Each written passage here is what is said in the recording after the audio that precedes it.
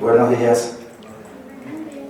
Vamos a iniciar la sesión quinta de esta lectura y discusión que estamos haciendo del texto narrador de Walter Benjamin. Hoy el invitado es el narrador y novelista Ignacio Quintero. Y digo narrador y novelista porque seguramente esta puede ser una sesión que debería ser o debe ser memorable por esa doble condición de Ignacio de conjugar en su obra, digamos, huellas de ese narrador oral por el tratamiento de lo mítico en su obra y al mismo tiempo un novelista moderno que usa procedimientos narrativos propios de lo que podríamos decir es la vanguardia narrativa europea y latinoamericana. Y como siempre vamos a proceder de la misma forma. La profesora Cinia Guerra lee el fragmento quinto y después Ignacio tiene una intervención inicial que, tratándose de él, es libre en el tiempo. Bien, fragmento 5. El más temprano indicio de un proceso que culminaría con el ocaso de la narración es el surgimiento de la novela a comienzos de la época moderna.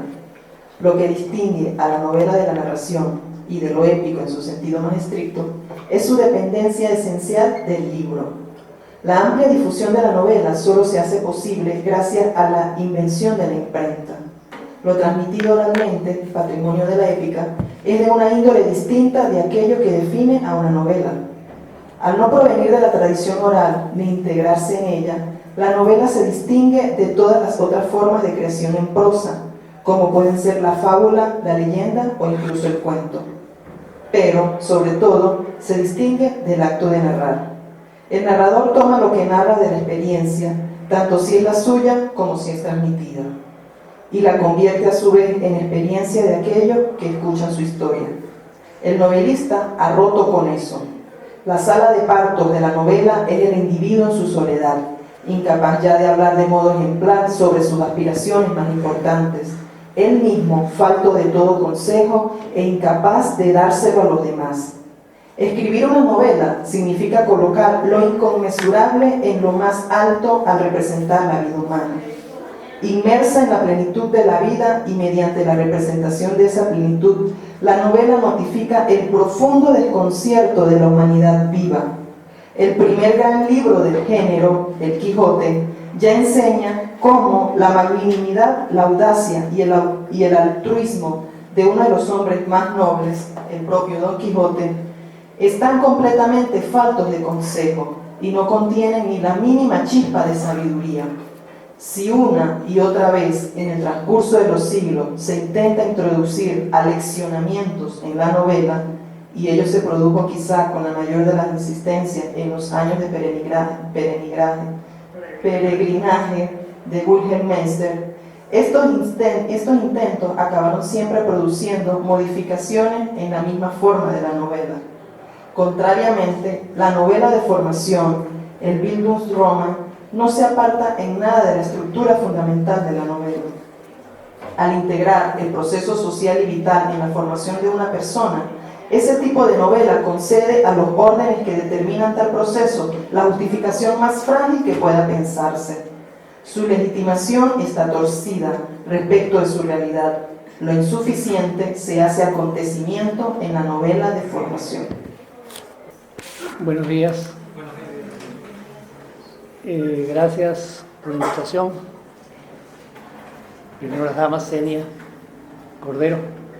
De verdad que estar aquí es un honor.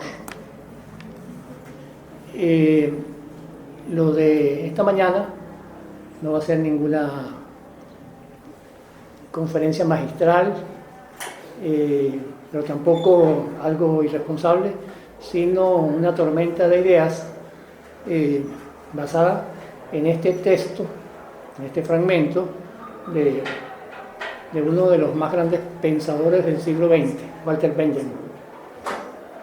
Lo he leído varias veces, parece cada vez más complejo, y en torno a ese fragmento voy a soltar algunas ideas sobre la novela, un tema que me viene fascinando desde mucho antes de escribir mi primera novela hace ya casi 30 años, y de haber estado leyendo novelas desde niño. En cuanto a Benjamin, yo le agradezco al Cordero su pasión por Benjamin. Recuerdo que hace muchos años él siempre hablaba de Benjamin. Yo conocí a Benjamin hace muchos años, pero no por estos textos teóricos, sino más bien por otros escritos suyos, Infancia en Berlín, por ejemplo, o los libros de los pasajes. Y hay que reconocer que es, lo digo por segunda vez, y como decía aquí la profesora Seña al principio, un pensador. Yo diría que es un genio que pensó el siglo XX como ningún otro. Tengo varios apuntes. No quisiera que ninguno se me quedara por fuera, entonces voy a comenzar con en el texto que acaba de leer Senia, el capítulo 5 del narrador. Hay una frase que creo que resume toda la definición de novela de Benjamin. Esto es lo que dice Benjamin sobre la novela. Básicamente, escribir una novela significa colocar lo inconmensurable en lo más alto al representar la vida humana. Hay muchísimas definiciones de novela. Yo incluso tengo un par de ellas que creo que son mías porque están en un libro que escribí en el año 90 para una invitación que me hicieron a México. Entonces escribí una cosa corta que se llama Al margen de la novela, y luego lo fui desarrollando, incluso hasta escribir casi un libro sobre eso, sobre el tema, cuento, novela, narración. Hay otra parte aquí, en este texto, que es muy importante recalcar. Cuando habla de la novela, dice Benjamin, pero sobre todo se distingue del acto de narrar. Ahí yo no estoy de acuerdo, como dice Luis Moreno, con Benjamin, en el sentido de que yo también pienso que la novela narra de otra forma distinta a la fábula, al cuento o a la oralidad, es otra cosa, pero sí se narra. Quería, dentro de esta exposición dispersa, comenzar con dos cosas como un poquito que parecieran fuera de orden, pero no. Este libro, que se llama Proust contra la decadencia, Proust escribió una novela, algunos que no lo recuerdan. Para mí la novela más espectacular del siglo XX, en el sentido de que si la novela le habla al lector, no existe otra novela en el siglo XX que le hable al lector como la novela de Proust. ¿Qué significa esto que le habla al lector? Que habla sobre problemas del que lee, asuntos que le conciernen a él, por ejemplo, como los celos. Cuando uno lee Proust y lee sus capítulos o un libro entero sobre los celos, se da cuenta que está hablando de uno mismo, de una persona celosa o hipercelosa, o que ha vivido con un celópata o con una celópata, y conoce todo ese mecanismo de la psique humana que está retratada en esa novela. Y por supuesto que cuando vamos a hablar de la novela vamos a tener que hablar del Quijote, pero si hablamos del siglo XX tenemos que hablar de Proust, y si tenemos que hablar del origen de la novela también tendremos que hablar del Genji Monogatari, una novela escrita por una mujer en el siglo XI en Japón, que está considerada como el origen mismo de la novela, 500 años antes del Quijote, pero que por haber sido traducida a un idioma moderno apenas en el año 25, que fue traducida al inglés, todavía no ha adquirido ese estatus de ser la primera novela. Pero entonces, este es un libro muy curioso que se llama Proust contra la decadencia. Y voy a leer solamente una cosita mínima aquí porque ahí está resumido el espíritu de este libro, que tiene que ver con lo que estamos viviendo nosotros en este momento, con esta conferencia, con esta conversación sobre Gutenberg, o con esta tormenta de ideas. Dice, este ensayo sobre Proust fue dictado en invierno de 1940-41 en un frío refectorio de un convento que nos servía de comedor en nuestro campo de prisioneros en Gryazov-Bisk, en la URSS, la Unión Soviética. Esto es Joseph Sapsky, el que escribe. La falta de precisión de estas páginas se explica por el hecho de que yo no poseía ningún libro referido a mi tema. Esto no es un ensayo literario, sino recuerdos sobre una obra a la que debía mucho y que no estaba seguro de volver a ver. En una pequeña sala, abarrotada de compañeros, cada uno de nosotros hablaba de lo que mejor se acordaba. Era un campo de concentración ruso, o de prisioneros rusos, de prisioneros en Rusia, prisioneros polacos. Yo pensaba entonces, emocionado, en Proust, que se habría sorprendido mucho al saber que unos prisioneros polacos, tras toda una jornada pasada en la nieve y el frío, escuchaban con intenso interés la historia de la duquesa de Guermantes, la muerte de Bergot, y todo aquello de lo que yo podía acordarme de ese mundo de preciosos descubrimientos psicológicos y de belleza literaria.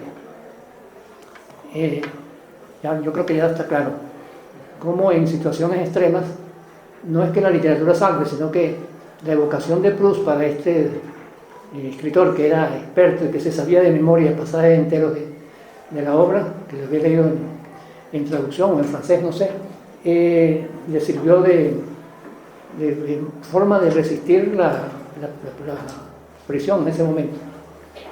De la misma manera, Samuel Beckett, que siempre yo digo que es, junto con Kafka, el mejor escritor del siglo XX, en este librito, Micha, este libro tiene 50 años, editado en Venezuela por Juan Chávez, cuando era una editorial espectacular. Es un libro muy curioso, yo creo que no se ha reeditado más, y estaba averiguando y fue publicado un año antes de que le concedieran a Beckett el premio Nobel. Sé que había una cosa de intuición. Aquí hay un ensayo muy curioso que yo, cuando lo leí, no entendí nada hace 50 años, ahora lo leo y entiendo menos, pero hay una parte en que en ese ensayo de Beckett sobre Proust, cuando era el Beckett joven, cuando Beckett quería ser Joyce y no podía, después decidió ser Beckett, se refiere a la novela de Proust como ese monstruo bicéfalo de maldición y salvación, el tiempo. O sea, la manera como maneja Proust el tiempo en la novela, que eso es muy importante cuando entremos a las definiciones de novela. Son dos elementos como que parecieran al margen. Hay un tercer elemento que aquí estoy envenenando al cordero con Pascal Piñar en este tomo que también lo envidia Luis Moreno, de los pequeños tratados, pequeños tratados 1 y 2. Hay un pequeño capítulo aquí, que voy a leer solamente el comienzo, que está en la página 375, que se llama Jesús inclinado para escribir. No sabían que Jesús había sido novelista, ¿verdad? Jesucristo. Este es uno de los autores que realmente te vuela la cabeza cuando lo lees, así como Benjamin y como Agamben. Dice, este es el tratado 21, Jesús inclinado para escribir. A diferencia de Sócrates, Jesús escribió. De modo sorprendente, los cristianos no creyeron que fuera sensato conservar lo que su Dios había escrito. Curiosamente, salvaguardando la escena en la que el héroe está escribiendo, pero no las palabras, ni siquiera el significado general que podían tener, ni mencionaron la lengua en la que había escrito, ni precisaron qué caracteres había utilizado su Dios. Esta escena extraña está en Juan 8, cita el Nuevo Testamento en inglés del año 66. Jesús está sentado en el templo, escribas y fariseos conducen ante él a una mujer que ha sido sorprendida en flagrante delito de adulterio. Los sabios hebreos le recuerdan que la ley prescribe prescribe que sea lapidada. Le preguntan cuál es su ley. Pero Jesús, entonces aquí ya está citando a Juan, pero Jesús, habiéndose inclinado, escribía con el dedo en la tierra, y como insistían en interrogarlo, se enderezó y les dijo: que aquel de entre vosotros que esté libre de pecado, le tire la primera piedra. Luego, inclinándose de nuevo, escribía en la tierra. Luego viene ya a quiñar. Dice, para ser sinceros, el verbo que Juan utiliza, y hace la cita, lo escribe en griego, no permite captar si el héroe está sentado, se inclina para escribir, endereza el torso y levanta el rostro para hablar, o bien si está de pie y se inclina. Y se inclina arrodillándose o poniéndose en cuclillas para escribir. Por el contrario, el significado atribuido a los gestos de la escritura es claro. El comportamiento del escritor sugiere indiferencia. En 2 ocasiones Juan subraya la apariencia de un cuerpo inclinado, acurrucado, no quiere responder, se agacha, se aparta del mundo que lo rodea. Pero no continúo porque después queda clara cuál es la idea. Es decir, el hombre que escribe. El hombre que escribe, en este caso Cristo, escribe en la arena, se abstrae del ruido del mundo. Todo lo que lo rodea no lo afecta para nada. ¿Por qué? Porque, como dice Benjamin, el novelista ha roto con eso. El novelista está inmerso en la soledad, como lo dice. Hay una diferencia aquí, como en la dispersión. Tengo varias cosas que tienen que ver con la narración y también con la novela cuando avancemos un poco más adelante. Yo tengo una definición de literatura que la utilizo muchísimo y la cargo de tener esta libreta, me la sé de memoria, pero prefiero leerla para no tartamudear. Que hay una parte que le gusta mucho a Luis Moreno, al final de esa definición, porque también se cree que a veces los narradores son naif, que les llega una voz ahí que les va dictando, pero no, a veces pasan años leyendo y años exprimiéndose el cerebro hasta de pronto producir un parto de los montes, o sea, el ratoncito que sale de la montaña. Esta es una definición que yo tengo en literatura. También tengo otra sobre la novela. Dice: literatura, uso deliberado y singular del lenguaje con fines estéticos, con el propósito de ilustrar un conflicto existencial. El lenguaje es un magnífico instrumento utilizado por el hombre para comunicarse con sus semejantes. El lenguaje literario, en cambio, es una distorsión del lenguaje original y no apunta a la comunicación, sino al estupor. Bueno, ahí está como una cosa, una definición de literatura, y hay aquí se ha insistido mucho, y tanto, sobre todo en Agamben, que usa mucho el término lengua, incluso boca, como el instrumento a través del cual sale la palabra. Los antiguos aztecas representaban la palabra como una lengua de fuego. Lo dibujaban prácticamente así, como ellos no escribían, pero tenían sus códices, que también era una manera de escribir. Cuando querían enfatizar en que alguien habla una palabra, ponían una lengua de fuego. Y Chuang Tzu es un filósofo chino de 600 a.C., dice en el libro que se llama como el Chuang Tzu, dice que la palabra no es una mera emisión de aire, es decir, no es un sonido nada más. Con eso lo explica todo. Recuerdo que volviendo a la novela, una vez hablando con un novelista húngaro, Péter Esterházy, que lo conocí en México en el año 90, y le hicieron una pregunta sobre cuál era el problema de la novela moderna, y él dijo sencillamente su legitimación. Es decir, que una novela es una novela cuando alguien dice que es una novela, cuando lo legitima la academia, cuando el lector lo legitima, cuando lo legitima la publicidad, y particularmente el lector. Hay más cosas dispersas por aquí, hay muchas dispersas, pero hay una diferencia fundamental que dijimos entre narración y novela. A mí a veces me gusta hablar no tanto con anécdotas, sino como ejemplos, así como muy prácticos. La narración continúa, es decir, la narrativa, por suerte, continúa. La narrativa oral, ya aunque desaparece mucho, ya no se reúne nadie en torno a la hoguera para contar acerca de la cacería o acerca del peligro que experimentó el día anterior en su salida de la aldea.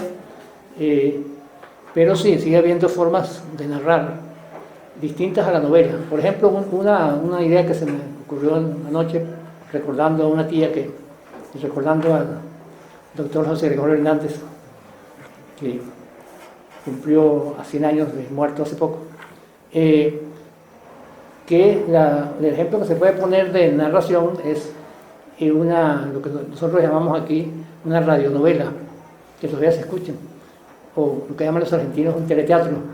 Yo recuerdo, hace muchísimos años, cuando yo estudiaba el cuarto año de bachillerato, mi tía Rosa, mientras hacía sus arepitas por la mañana, escuchaba El Señor de los Milagros, en un radiecito ahí pequeño en la cocina, entonces una narración.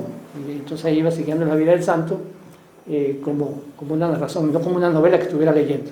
Esa es la diferencia entre narración y la novela. La novela entonces sería Jorge hojeando el Ulises en mi casa en estos días, el libro que lo espera, el Ulises de Joyce. Cuando él se lea esa novela, va a ver que hay una diferencia entre la tía que está escuchando la tía, o puede ser alguien en uno de estos países asiáticos en su bicicleta que está escuchando alguna también radionovela en Hong Kong desde su bicicleta con sus audífonos. Esa es la narración. No sé si ustedes siguen anotando por ahí cosas para luego contradecirme. Aquí hay algo muy importante que escribe Samuel Beckett en su ensayo sobre Proust, que dice, según Schopenhauer, que define el procedimiento como el procedimiento estilístico, artístico como contemplación del mundo, independientemente del principio de causa, que es importante, lo leo de nuevo. Contemplación del mundo independientemente del principio de causa. En este aspecto, Proust, dice Beckett, puede compararse con Dostoyevsky, que expone sus personajes sin explicarlos. Exactamente lo mismo que dice, pareciera que se les han puesto de acuerdo casi que para utilizar el mismo término, Beckett, que es bastante contemporáneo de Walter Benjamin, para definir esa novela tan espectacular que es En busca del tiempo perdido, y compararla con Dostoyevsky. Esto es Benjamin. En el capítulo que viene, disculpe que me esté adelantando, leí casi todo, bueno, en realidad he leído todo ese ensayo. En el sexto, que no sé quién va a ser el que está aquí, dice: el arte de narrar radica en referir una historia libre de explicaciones. Entonces, claro, aquí se contradice un poco cuando dice el arte de narrar, y lo que yo hago sencillamente se lo aplico a la novela, como un arte de narrar distinto a la narración clásica, oral, a la fábula, incluso a la épica. Bueno, ahora voy aquí tengo un par de definiciones mías sobre la novela, que estuve buscándola y finalmente las encontré. Una, para satisfacer a los teóricos, dice: novela, artefacto narrativo destinado a representar, mediante el uso deliberado y singular del lenguaje escrito, algunas vicisitudes reales o imaginarias del ser humano. ¿Cómo le parece, Micha? Bien. También podría ser artefacto narrativo en prosa que pone en escena un conflicto existencial. Bueno, en fin. Luego voy a pasar aquí A ver, ¿dónde está? En este. Una cosa también breve. De uno de los tantos, eran 2 libros que hace años no los leía, libros que los publicó Miguel Ángel Campos en Maracaibo, y a mí una de las cosas que me pone más nervioso es leerme a mí mismo, porque empiezo a corregir. Aquí he hecho unas correcciones, pero esto sencillamente esto fue en el año 90, que fue publicado en el 97 o 98. Era un articulito que se llamaba Novela y fin de siglo anterior. Dice así, son varios puntos, pero voy a leer solamente el primero, que se llama La herencia. 1. La herencia. En un lugar de la Mancha, de cuyo nombre no hemos tenido noticia, un día venturoso de 1605, un hidalgo enjuto, de pocas carnes y muchas luces, decide emprender la aventura caballeresca que había estado fraguando durante años de insomnio y meditación en su recalentado cerebro. A horcajadas en su rocín, tan estracijado como él, sale de su casa solariega y pasitotea por los campos de Castilla, dispuesto a socorrer viudas, desfacer entuertos y combatir contra gigantes y follones. Esta es una leyenda archiconocida, quizás la de mayor difusión y popularidad en el mundo entero. Don Quijote se ha convertido en una metáfora de la adversidad, en una representación mítica del enfrentamiento del hombre con sus propios espectros y con el universo exterior, en un símbolo de la búsqueda de la divinidad entre las señales humildes de lo cotidiano.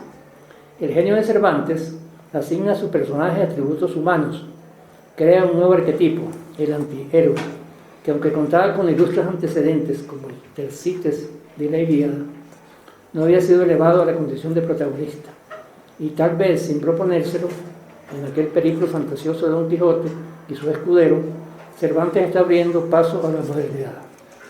Pues ya nadie duda de que el ingenioso hidalgo Don Quijote de la Mancha funda un nuevo género en prosa, la novela. ¿Qué es una novela? Escuchemos lo que nos dice Milán Kundera. Esta es también una definición de novela muy precisa, de una época en que yo era muy kunderista, ahora no tanto, pero bueno. Pero dice, novela, la gran forma de la prosa en la que el autor, mediante egos experimentales, personajes, examina hasta el límite algunos de los grandes temas de la existencia. Casi todos giran en torno a lo mismo, ¿verdad? Prosa, alta poesía diría yo también a veces.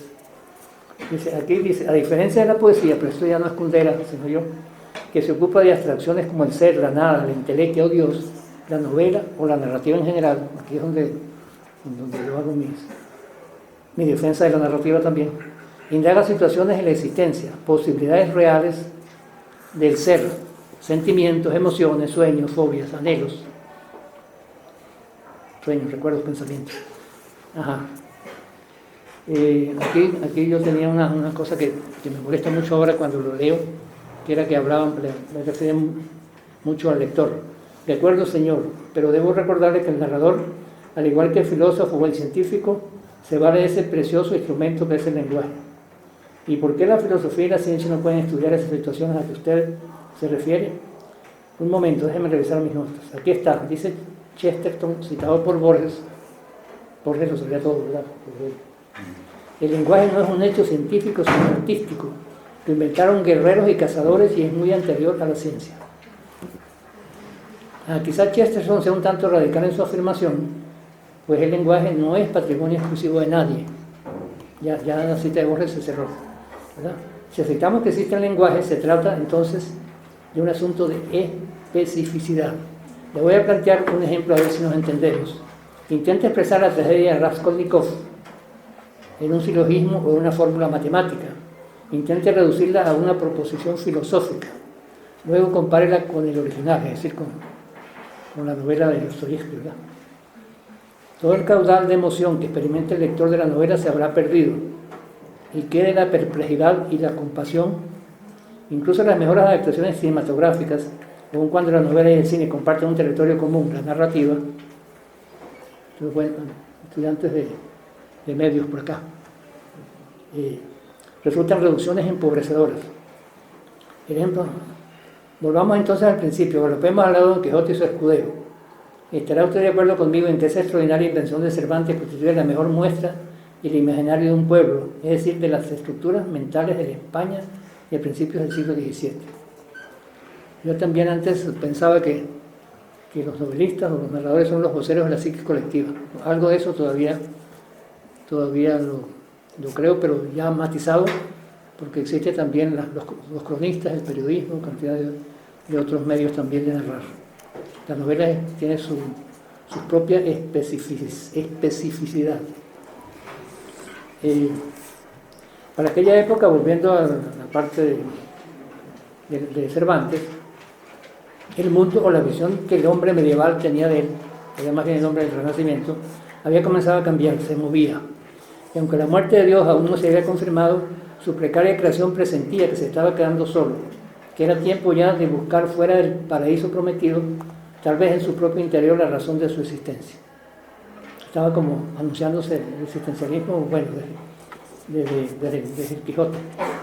El hombre íngrimo y atribulado que se adentraba en los predios de la modernidad tenía necesidad y urgencia de expresar aquel terrible drama. Sería exagerado decir que la novela ha sido el único medio capaz de reflejar la incertidumbre y como la sombra en un día soleado acompaña al hombre desde el momento en que reconoce su orfandad. El inconveniente de haber nacido de Cioran. Incluso por ahí leí antes de Cioran alguien, creo que no sé cuál de estos filósofos existencialistas había hablado de que el único pecado era haber nacido. Es un pensamiento muy cristiano que yo no comparto. No soy cristiano, gracias a Dios, como dicen por ahí. Recordemos en passant que el gran señor Montaigne muere una década antes de la publicación del Quijote, y sus ensayos, habrá que admitirlo sin restricciones, se pueden leer como una investigación erudita, lúcida y profunda del drama existencial. Estoy hablando de los ensayos de Montaigne. Pero si la novela no ha sido la única, sí ha sido la más eficaz y consecuente depositaria e intérprete de la evolución del pensamiento en los casi 4 siglos de la llamada modernidad. La novela se ha convertido en el más formidable instrumento de exploración de la psiquis colectiva. Léase la historia desde la batalla de Lepanto hasta el bombardeo de Irak. Acuérdate que eso está escrito en el siglo pasado. Desde el juicio Galileo hasta la última caminata espacial, léanse en paralelo las novelas más significativas que han ido jalonando ese largo periodo y se encontrará en ellas la esencia de cada época, la crueldad de un general, las manías de un filósofo, la dieta de un peón, volviendo al trabajo, ¿verdad? Entonces, hasta ahí llego con esto porque sigue muy largo y le paso la palabra al Cordero. Bueno, después de esta, ¿cómo calificarla? Yo diría compleja y relacional exposición que ha hecho Ignodio sobre la consideración benjaminiana de la novela al relacionarla pues, con grandes novelas como Busca del tipo perdido o La tía ahí, el Ulises de Joy o sus consideraciones sobre el Quijote, pues abrimos la discusión. Una de las primeras cosas que dijiste, Nodio, es que no estabas de acuerdo con que Benjamín separara la narración del acto del novelar. Y tú como narrador y novelista, ¿cómo dirías que hay una conjunción en la novela de narración y el acto del novelar? Y, o sea, ¿cómo explicas tú o cómo refutas en ese sentido a Benjamín con tu obra misma? ¿Cómo lo puedes explicar? Teniendo en cuenta que la novela en sí misma no explica nada, ¿no? Y que no proporciona consejo tampoco, solo expone. Y que la narración, el acto de narrar, tradicionalmente sí lo proporciona, porque justamente lo que trata de mostrar es la experiencia.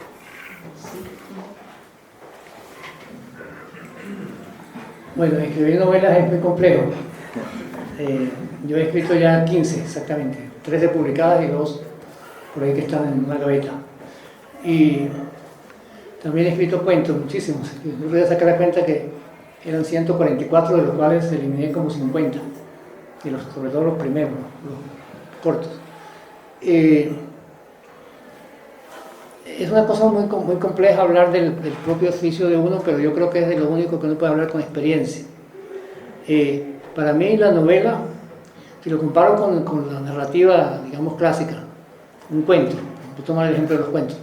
Yo dejé de escribir cuentos en el año 98, 99, cuando escribí el último, porque me aburrí. Sencillamente estaba escribiendo cuentos que respondían a una fórmula. La fórmula de un inicio, un desarrollo y un final sorpresivo. Digamos, en modo Cortázar o Quiroga. Entonces era como desarmar un juguete, incluso muchas veces, recuerdo una vez en la Universidad de Zaragoza, ante un público de estudiantes que di una conferencia sobre el cuento, les regalé un par de argumentos a los que quisieran escribirlos, porque lo más sencillo es un argumento. Pues recuerdo que a Jacobo Villalobos, un brillante escritor muy joven, una vez le regalé un cuento y un argumento y lo escribió, magnífico, porque los argumentos están ahí, son muchísimos. Están en la Biblia, están en Las Mil y una Noches, están en el Decamerón de Boccaccio. Los argumentos ya están ahí, son finitos o infinitos y están todos ya cuando uno lee, qué sé yo, cuando uno lee Caín y Abel ya hay un argumento que se sigue repitiendo y uno lo puede escribir de nuevo. O sea que ahí no hay ninguna originalidad en elegir un tema. En cambio la novela te da libertad. Por eso es que admiro tanto a César Aira, o sea, admiro escritores que se internan en un territorio desconocido para ellos solamente con una idea a veces con una frase. Se narra, claro que se narra. Casi todas las novelas, incluso las más minimalistas o abstrusas o difíciles de leer, es algo que se está narrando, algo que se está contando. Yo recordaba en estos días conversando con Luis Moreno acerca de un román, acerca de Rob Villet, no tanto en su novela La celosía, que es una maravilla, sino en algunos de los cuentos, o no sé si en esa misma novela o en otro lado, en que hay la famosa escuela de la mirada en Hugo Román, que se fijaba en los objetos solamente, ¿verdad? En este libro, en esta portada, en este teléfono, en este grabador. Y hay varias personas, o aparentemente no personas, están varios pocillos de café, unas tazas con café, hay 3. Están descritas casi como un científico, como lo haría Agustín Fernández Mayo, por ejemplo, como lo haría un científico, como lo haría Del Cudeir si estuviera por ahí. Describir esto tal como lo haría un científico. Las dimensiones, el color, las formas, las luces, y de pronto, cuando hace un paneo así y vuelve, resulta que ya hay una taza que no está en la segunda vuelta. Entonces esa taza no se ha levantado por magia, esa taza la ha levantado una persona, un humano. Entonces ahí ya hay una historia. Es decir que, volviendo al tema, la novela cabe un mundo, a diferencia cabe un mundo y cabe lo inimaginable que no estaba en el presupuesto del autor. Por eso a mí a veces me molesta cuando alguien dice voy a escribir una novela y tiene todo anotado. Esto, le pasa esto a esta persona, a esta persona, a esta persona. En cambio, un novelista de verdad, se adentra en ese mundo sin saber lo que va a suceder. Tiene apenas unas pistas. Eso es como un explorador en un mundo desconocido, que sale con una linternita en el bosque y no sabe si se va a conseguir un monstruo, o si se va a conseguir una princesa, o un hongo venenoso, o un hongo alucinógeno. Pero él va a construir, entonces tiene esa jornada de una noche, y luego deja una pista aquí, para seguir al día siguiente, o a la noche siguiente, o al año siguiente, o esa novela se escribe a lo largo de muchos años. Entonces es una respuesta que tal vez no satisface a los teóricos, pero es un poco mi experiencia. Voy a animarme a tratar de explicar el odio. Gracias. Esto es lo maravilloso de los creadores, de los escritores, de los narradores, que ponen su visión del mundo, o sobre el mundo, sobre los objetos, y no lo explican. Y yo creo que Ignodio ha hecho un esfuerzo, hizo la tarea. En Instagram hay algunas, Instagram es que se dice, ¿no? Hay una serie de escenas donde Ignodio aparece estudiando la última semana, ¿no? Casi como si estuviese en una especie de campo de concentración escolar. Y decía al principio que Ignodio ha relacionado el texto de Benjamin con una serie de grandes novelas y con su oficio como novelista. Y ha puesto, y me gusta eso, Ignodio ha puesto en duda la diferencia que hace Benjamin entre la narración y la novela. Porque a los novelistas modernos pues se les sigue llamando narradores. Después le voy a dar la palabra a la profesora Celia, que siempre lo que organizamos los seminarios jugamos con ventaja, ¿no? Tiene un texto sobre un problema que yo creo que es central en este texto, a lo largo de todo el texto del narrador, que es el tipo de experiencia que transmite un narrador oral y el tipo de experiencia que no transmite, sino que inventa o crea un novelista. Ahora, como se establece esa tensión entre ese tipo de experiencia, la que estaba ligada al consejo y la sabiduría, como muy bien lo explicó el profesor Belfort Moret la vez pasada, y como lo apuntó muy bien y lo explicó muy bien el profesor Guillermo, en la narración oral, esa experiencia ligada al consejo, y ese consejo ligado a una especie, digamos, entre comillas, de conocimiento que son los saberes, se va a diferenciar en la modernidad de cuando se consolida la ciencia, que se está dando en los ciclos ahí, digamos, en los mismos ciclos, en el mismo tiempo en que irrumpe el Quijote, se diferencia entonces el conocimiento científico. El saber no se verifica, el conocimiento científico necesita de verificabilidad, se dice. Verificación. Entonces hay un problema ahí con el tipo de experiencia que transmite la narración oral y el tipo de experiencia que no va a transmitir, sino que simplemente va a exponer el novelista.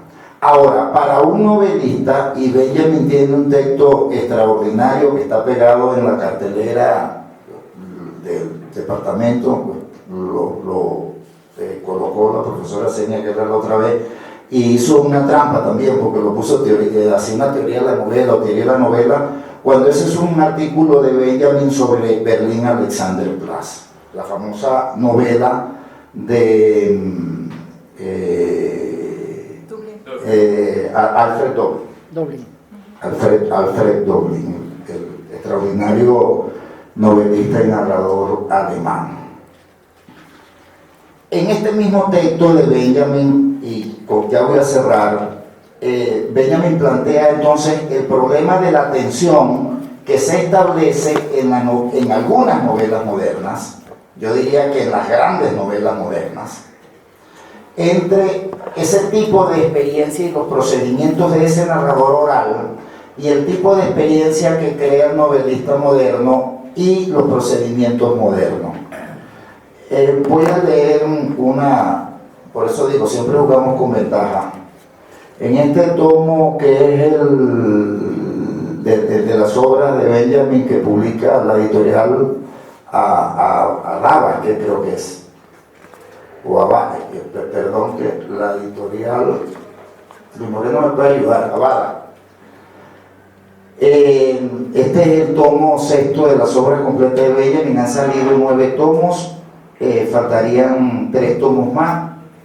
No tengo una noticia confirmada editorialmente, pero pareciera que no van a continuar, ojalá la terminen Este tomo tiene fragmentos de contenido misceláneo y escritos autobiográficos. Es decir, Benjamin no solamente construía sus, digamos, libros, entre comillas, acabados o completos, pero fragmentarios, sino que constantemente estaba escribiendo fragmentos, constantemente estaba, digamos, pensando y escribiendo. Hay un fragmento sobre Alexander Plaza, es de la primavera de 1934, 2 años antes del texto del narrador. Dice así: el novelista se ha vuelto narrador. Esta frase le encantaría de Nodio Quintero. No ha dejado de ser narrador. Es el fin, pero miren lo que Benjamin dice a continuación, es el fin de la forma novelesca. El parentesco entre el narrador y el estilo del libro de lecturas. El novelista se vuelve hacia el lector y procede a tomarlo prisionero en la memoria que es propia del épico, se está refiriendo a la narración oral, hunde su materia el narrador. Es decir, que él no, como lo interpreto yo, y me gustaría oír opiniones, la del Nodio, el novelista moderno no desdeña procedimientos de la narración oral, sino que mediante ellos interviene en la capacidad que tiene de inventar o de crear experiencias. Con esto termino. En el final del fragmento quinto, Benjamin ilustra con la novela de formación esta capacidad, este procedimiento de intervenir con formas, yo diría no periclitadas, no acabadas, sino que ha dejado de lado la tradición, la retoma e interviene el género de la novela moderna. Yo podría ya termino. Dice Benjamin aquí: si una y otra vez en el transcurso de los siglos se intenta introducir aleccionamientos en la novela, aleccionamientos, lecciones, consejos, y ello se produjo quizás con la mayor de las insistencias en los años de peregrinaje de Wilhelm Meister, estos intentos acabaron siempre, esto para mí es genial, produciendo modificaciones en la misma forma de la novela. Por eso esa retomada tesis constantemente del fin de la novela, ¿verdad? La crisis de la novela, el fin. Por cierto, el artículo de Benjamin sobre Alexander Plaza se llama la crisis de la novela. Constantemente nos están anunciando el fin de la novela y la novela no desaparece. Y se me acaba de ocurrir ahorita y puede sonar como una, ¿cómo se dice en francés? Boutade. Es como el capitalismo, Micha. Nos anuncian el fin del capitalismo y el capitalismo no desaparece. Y el género por excelencia del capitalismo literario, la novela, nos anuncian el fin de la novela y la novela no desaparece. Es interesante esa relación. Dice: acabaron siempre produciendo modificaciones en la misma forma de la novela. Contrariamente, la novela de formación, que todos sabemos que es contar la historia de una persona, el Bildungsroman no se aparta en nada de la estructura fundamental de la novela.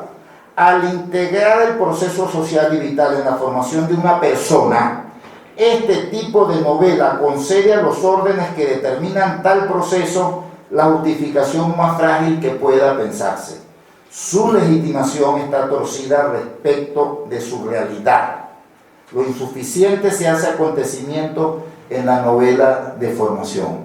Como yo creo que lo ha explicado muy bien Ignacio Quintero, los novelistas tienen el genio de, a partir de ese género, de la fundación del género por parte de Cervantes, tienen el genio de intervenir ese modelo y transformarlo. Y por eso hoy día vemos novelas que son ensayos, que son poemas, que son tragedias, que son películas, es decir, la novela se ha convertido en una especie de género proteico. La profesora Seniger. No, Dio quiere decir algo. Bueno, también yo procedo con ventaja.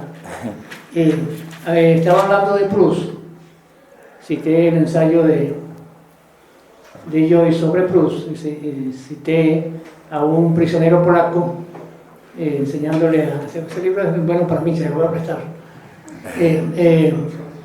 Hablando durante un año o más de esa novela extraordinaria, y aquí en esta especie de Biblia que manejamos, el pensamiento sintetizado de Walter Benjamin, hay uno de los primeros ensayos, se llama Para una imagen de Proust, y vale la pena leer un fragmento. Es decir, además es un ensayo bastante extenso.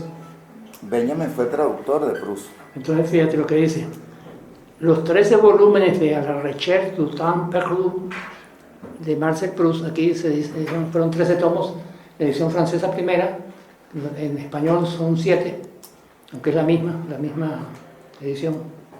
Son el resultado de una síntesis imposible de reconstruir, en la que la introspección del místico, el arte del prosista, el brío del satírico, el saber del erudito y la timidez del monomaníaco componen una obra autobiográfica. Se ha dicho con razón que todas las grandes obras de la literatura fundan un género o lo deshacen, como el Quijote, ¿verdad? Es una palabra que son casos especiales. Entre ellos es uno de los más inaprensibles. Yo creo que aquí tenemos que hacer una revalorización de Proust, leer Proust. Estoy recomendando hoy a todos los que no lo han leído, van a tener esa suerte. Son 3.000 páginas, pero bueno.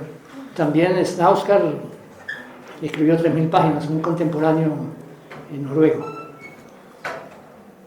Comenzando con la construcción, que expone a la vez creación, trabajo de memorias y comentarios, hasta la sintaxis de sus frases sin riberas. Lo que yo les decía el otro día aquí, que yo hubiese hecho Proust si tiene una computadora, imagínense, llegan a 11.000 páginas. Procrastinar. Sí, porque cada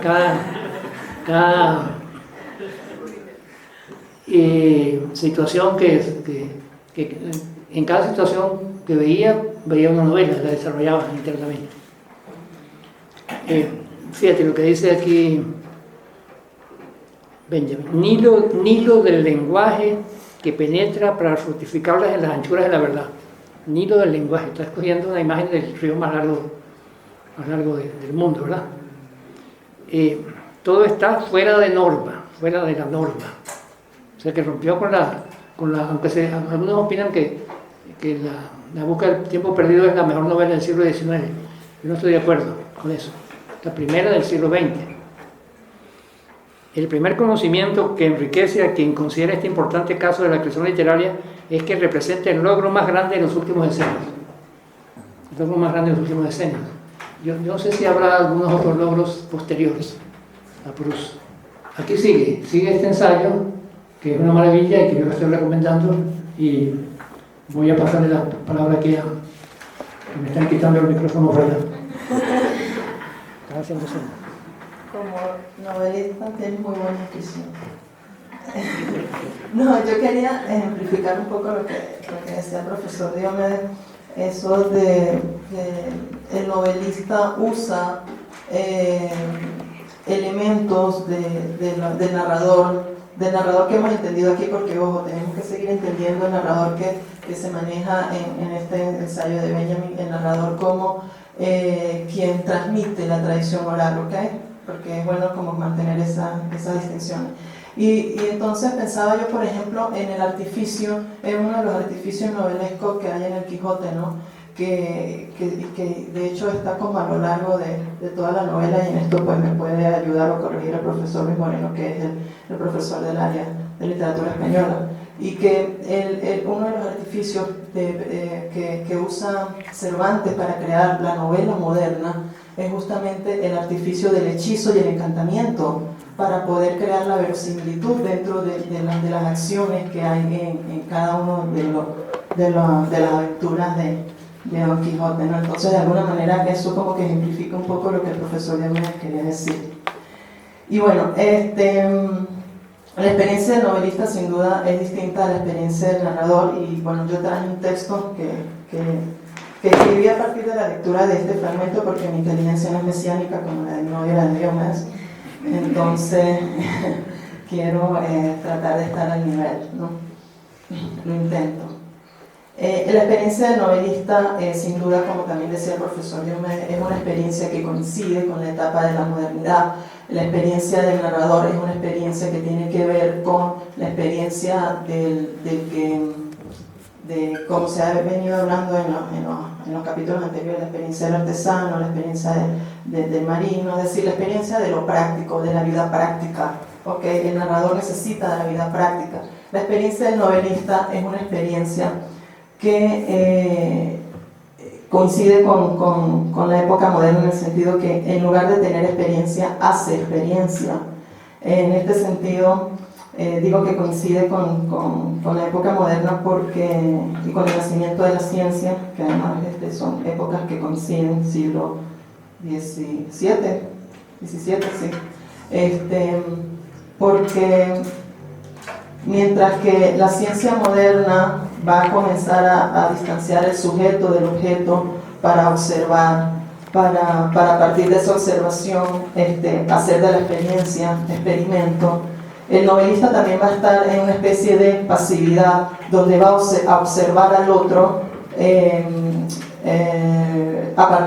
lo va a observar en su vida práctica, y lo va a observar y lo va a manejar o lo va a manipular a partir de la imaginación, para crear justamente experiencia, para hacer experiencia en lugar de tenerla. Por eso digo que hay una especie como de pasividad, donde el novelista, como dice muy bien Benjamin, y en este fragmento en el que me enfoqué para escribir el breve texto que hice, el novelista está en la sala de parto. La sala de parto de la novela es el individuo en su soledad, ¿ok? Justamente por eso digo que en lugar de tener experiencia, hace la experiencia, la crea, ¿ok? La sala de parto de la novela es el individuo en su soledad, incapaz ya de hablar de modo ejemplar sobre sus aspiraciones más importantes. Él mismo, falto de todo consejo, es incapaz de dárselo a los demás. Justamente porque, como decía el profesor Diomedes, el consejo viene a formar parte justamente de la posibilidad de haber tenido experiencia, de la experiencia práctica, la experiencia de la vida sociológica, la relación con el otro, ¿ok? Bien, el texto que escribí, no sé por qué lo titulé La novela sin genio, quizás una manera pretenciosa de titularlo, y dice así: si para Walter Benjamin, está escrito de una manera bastante oral, si para Walter Benjamin en el fragmento quinto del narrador Don Quijote está falto de consejo y no contiene una chispa de sabiduría, es porque la experiencia de Alonso Quijano se suspende entre imaginación y conocimiento. Consideremos el principio del siglo XVII como el contexto en el que se publica el Quijote, primera parte de 1615, la segunda, 1605-1615. Puesto que se trata de una época en la que entre el Renacimiento y el Barroco comienza a emerger el pensamiento moderno. Bueno, también es la época en la que Kepler y Copérnico, ¿no?, comienzan a publicar sus descubrimientos sobre la Tierra girando alrededor del Sol. Bien, este pensamiento moderno comienza a desplazar la experiencia tradicional, es decir, la separación del saber divino y el saber humano, que como herencia de la tradición clásica se trataba de la división entre lo uno y lo múltiple, la unicidad del saber divino proyectada hacia la multitud devota que fue luego condensada con Descartes en el mismo siglo en un sujeto único que se distinguirá de su objeto bajo la premisa pienso luego existo. Es decir, esta experiencia tradicional que era el saber divino y el saber humano, donde había la proyección de lo único hacia la multitud, se desplaza en la modernidad, justamente donde el sujeto, esto único y esta multiplicidad se condensa completamente en el sujeto cuando se pone en distanciamiento con el objeto, ¿no?, que es lo que va a ser la ciencia para poder observar. Ok, entonces, en un sujeto único que se distinguirá de sujeto bajo la premisa pienso, luego existo. Cito a Agamben. Por consiguiente, para la antigüedad, el problema central del conocimiento no es la relación entre un sujeto y un objeto, sino la relación entre lo uno y lo múltiple, sin duda.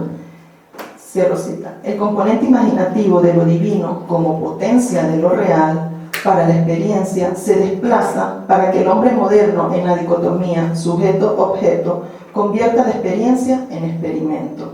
Okay, sin duda que la experiencia se convierte en experimento porque el experimento es justamente la certificación, la verificación, la explicación de la experiencia. Me hago dos preguntas entonces. ¿Acaso la falta de consejo de Don Quijote no es sino la lectura de una experiencia en el pasaje de lo tradicional a lo moderno? Don Quijote no quiere desprenderse de su imaginación porque se resiste al conocimiento en su íngrima relación con el objeto. Es decir, Don Quijote quizás hace experiencia desde su imaginación porque se resiste justamente a convertirse en el sujeto que se observa con respecto al mundo. Perdón, ¿okay? Entonces, de alguna manera, Don Quijote también parece ser una figura modelo de donde se condensan estas dos formas de experiencia. Él busca relacionarse con el mundo desde su imaginación, hace la experiencia, no la tiene, la hace desde su imaginación. Sin embargo, para el resto del mundo, tanto para el lector como para el resto de los personajes, Don Quijote es el sujeto que es observado frente al mundo, y justamente es observado como lo haría la ciencia, porque para ellos Don Quijote es el loco y es el que necesita ser curado, es el que necesita la explicación, es el que necesita la verificación de un diagnóstico. ¿Okay? Bien, la novela moderna, que para irrumpir necesita la soledad del sujeto creador, proyecta en ella el sujeto creado, es decir, Don Quijote, que viaja para relacionarse con el mundo porque éste lo necesita. Cervantes se propone en El Caballero de la Triste Figura, usando las palabras de Benjamin, como falto de consejo e incapaz de dárselo a los demás, puesto que la novela será la máquina moderna cuyos artificios expondrán el ocaso de la experiencia tradicional, esto es, de lo uno con lo múltiple, en Don Quijote, para dar paso a la experiencia del experimento, del sujeto con su objeto, o la insistencia por la cura de Don Quijote, curarse la imaginación, curarse su relación con el mundo. La convivencia de estos dos tipos de experiencia no es dicotomía. La una no responde a la otra con nostalgia ni con destrucción futurista. En su lugar tensionan para hacer de la novela, como diría Benjamin, una nueva belleza en lo que desaparece, con la exposición de una nueva experiencia que, en palabras de Agamben, no se trata de deplorar, sino de tenerla en cuenta. En la novela Sin Genio aparece Don Quijote expuesto como falto de consejos y de sabiduría, porque en el pasaje entre lo tradicional y lo moderno, el sujeto emerge ávido de supervivencia a esa transición, que se trasviste de confusión. Don Quijote no escucha consejos porque su historicidad no responde ni tiene la experiencia fáctica de caballero. Recuerden que todo es producto de su imaginación. Fácticamente él no es un caballero, o sea, no tiene una historicidad como caballero, ¿okay? Sino que la hace desde su imaginación. Sin embargo, dimite en algunos momentos y se arriesga a asumir una experiencia, al menos como gesto, cuando intenta escuchar el consejo de Sancho en el capítulo 23 de la primera parte. Entonces, esta primera parte, que es el capítulo 23, que está en la Sierra Morena después de que ha sido golpeado, después de la parte de los galeotes, la aventura con los galeotes, hay una especie de gesto donde Don Quijote parece que ahora sí le va a tomar el consejo de Sancho, que Sancho sí viene a ser, como dice Benjamin en el capítulo 5, el sujeto de la experiencia, ¿okay? El sujeto que está relacionado con la vida práctica. Entonces dice, viéndose tan mal parado, Don Quijote dijo a su escudero: siempre, Sancho, lo he oído decir, que el hacer bien a villanos es echar agua en la mar. Si yo hubiera creído lo que me dijiste, yo hubiera excusado esta pesadumbre, pero ya está hecho. paciencia y escarmentar para desde aquí adelante. Se ve, ¿no?, que hay un gesto de seguir el consejo de Sancho. Sancho le responde más adelante: Señor, respondió Sancho, que el retirar no es huir, ni el esperar es cordura. Cuando el peligro sobrepuja a la esperanza, y de sabios es guardarse hoy para mañana, y no aventurarse todo en un día. Y sepa que, aunque safio y villano, todavía se me alcanza algo de esto que llaman buen gobierno. Así que no se arrepienta de haber tomado mi consejo. Si no suben Rocinante, si puede, o si no, yo le ayudaré. Y sígame, que el caletre me dice que hemos menester ahora más los pies que las manos. Entonces ellos se adentran, ¿no?, en un campo, y Don Quijote, por eso digo que el gesto, porque al final él no termina de tomar el consejo, él siempre termina haciendo la experiencia, nunca la tiene, ¿no? Y por eso, justamente por no tener experiencia, es que no puede tomar consejo. Recuerden el famoso refrán que dice: para llegar, siga consejo para llegar a viejo. Que no oye el consejo no llega. Exacto, quien no oye el consejo no llega a viejo, justamente porque oír consejo justamente es oír la experiencia. ¿Okay? Entonces dice más adelante Don Quijote, el narrador sobre Don Quijote: así como Don Quijote entró por aquellas montañas, se le alegró el corazón, pareciéndole aquellos lugares acomodados para las aventuras que buscaban. Fíjense, aquí le hace una vez clic, o sea, se olvida del consejo y retoma otra vez la necesidad de seguir su propio hacer experiencia desde su imaginación. Recordaba o reducíansele a la memoria los maravillosos acontecimientos que en semejantes soledades y asperezas habían sucedido a caballeros andantes. ¿Okay? Entonces, sin duda que la posibilidad del consejo de Don Quijote queda como eso, como posibilidad y como gesto. Bien, entonces, pero no puede sino desescucharlo. Sin duda lo escucha y después lo desescucha, ¿no? No puede sino desescucharlo porque Don Quijote no tiene experiencia, no puede aprender de ella, solo la hace desde su fantasía y no por ello queda al margen del pensamiento y el conocimiento. El loco tiene el gesto de escuchar el consejo para expulsar por un momento la imaginación y considerar lo tangible y verificable como lo real. Lo que le dice Sancho, quien tiene la experiencia práctica. En esta especie de iluminación profana, Cervantes expone la tensión tradición-modernidad con mayor énfasis. Pues, y aquí cito a Agamben en Infancia e Historia, pues la imaginación que actualmente es expulsada del conocimiento como irreal, era en cambio para la antigüedad el medium por excelencia del conocimiento, en cuanto mediador entre sentido e intelecto, que hace posible la unión en el fantasma entre la forma sensible y el intelecto posible. Ocupa en la cultura antigua y medieval exactamente el mismo lugar que nuestra cultura le asigna a la experiencia. O sea, esa importancia que ahorita tiene la experiencia práctica, la experiencia verificable, a partir del experimento, en la antigüedad la tenía la fantasía o la imaginación, para decirlo con una palabra más precisa. La fantasía venía a ser, teniendo como los dos polos, lo sensible y aquí el intelecto, el medio para que estos dos polos tensionaran iba a ser la imaginación. ¿Okay? Entonces, en cuanto a mediadora, ya esto lo dije. Bien, lejos de ser algo irreal, el mundus imaginabilis tiene su plena realidad entre el mundo sensibilis y el mundus intelligibilis, e incluso es la condición de su comunicación, es decir, del conocimiento, lo que yo acabo de decir.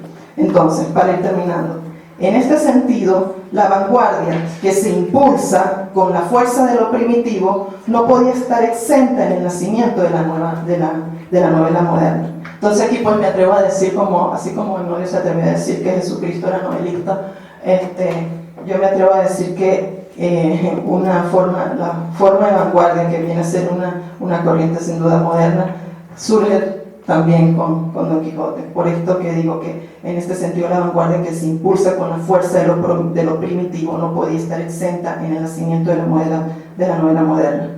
¿Okay? La creencia en lo divino, la hechicería, los encantamientos, ¿okay? Están ahí inmersos en Don Quijote, justamente para darle impulso como la novela de la modernidad. La imagen es el corpus del pensamiento, porque en ella la mudez del documento histórico desaparece. El documento habla. Cervantes hace de los géneros literarios tradicionales, especialmente de la novela de caballería, el documento de la historia de la literatura que habla más allá de ellos. Es decir, Cervantes toma o los reconoce reconoce la tradición dentro de su propia obra como un documento, ¿okay? Los hace hablar. Cervantes hace de los géneros literarios tradicionales, especialmente de la novela caballería, el documento de la historia, la literatura, habla de la literatura que habla más allá de ellos. Habla de eso que les falta y que se construye en las imágenes que produce la imaginación de Don Quijote. Es decir, las novelas de caballería siendo otra cosa, que no se dijeron dentro de la novela de caballería, sino que las dice Don Quijote en su cabeza, ¿okay? Y en su fantasía. No porque aquellos géneros sean obras incompletas, sino porque, como toda obra artística, no son acabadas sino abandonadas.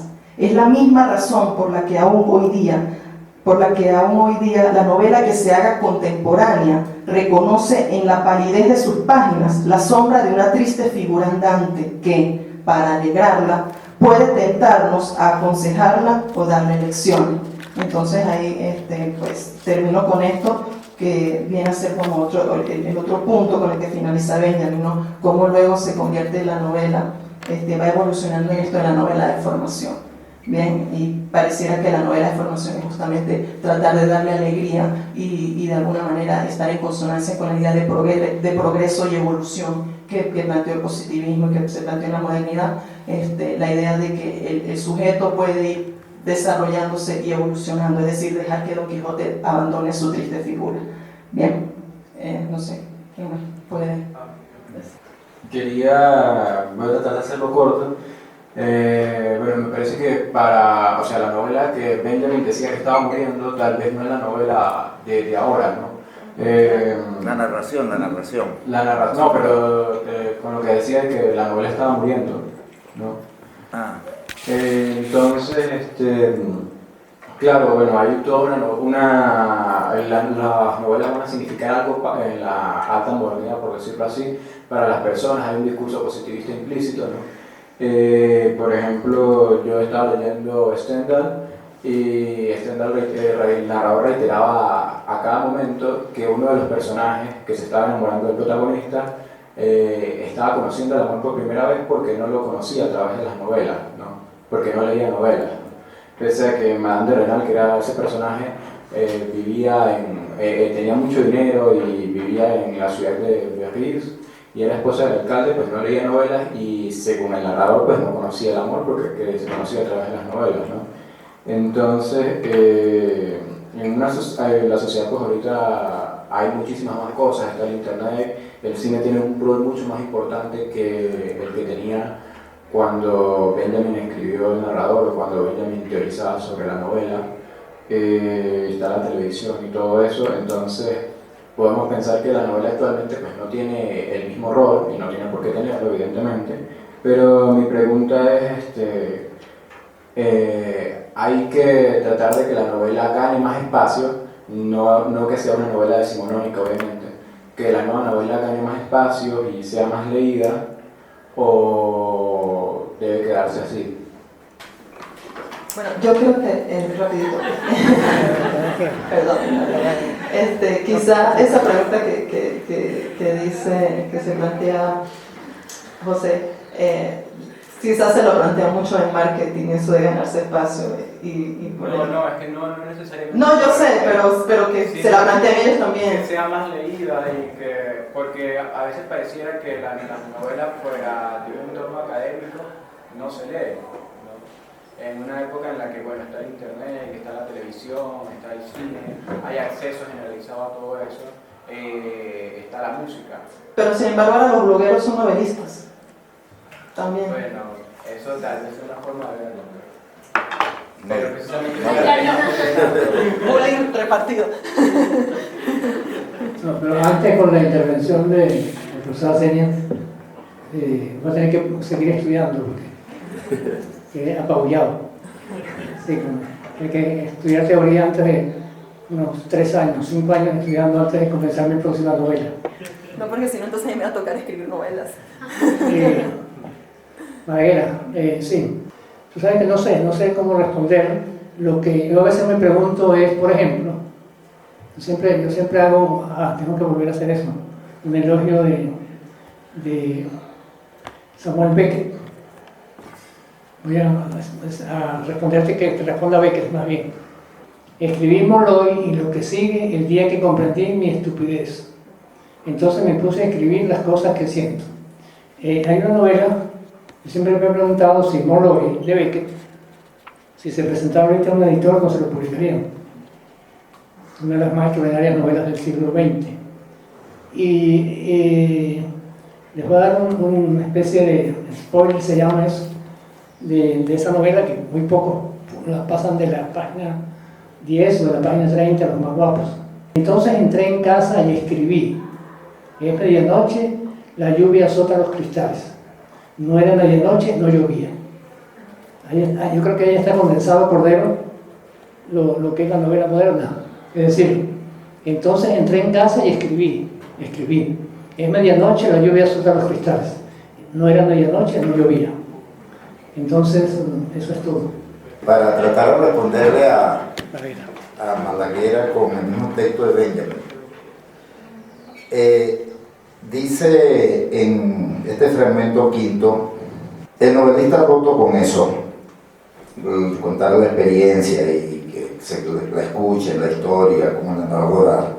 La sala de parto de la novela que lo citaba la profesora Senia es el individuo de su soledad incapaz ya de hablar de modo ejemplar sobre sus aspiraciones más importantes.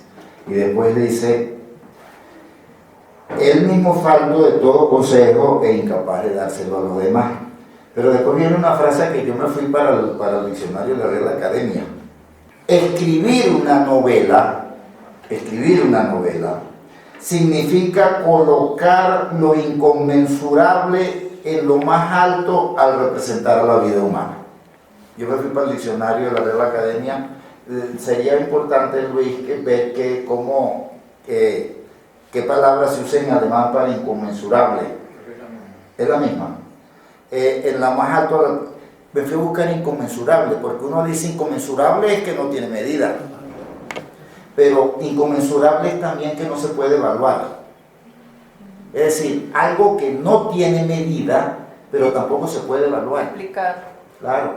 Entonces, eso es lo que tiene que hacer un novelista, Malaguera, y no preocuparse por los lectores ni por el mercado. Pero un promotor de la lectura, por ejemplo. Un promotor para yo te voy a decir. No, pero es un promotor de la lectura, no un novelista. Un novelista es un novelista. Si es promotor de la lectura es otra cosa.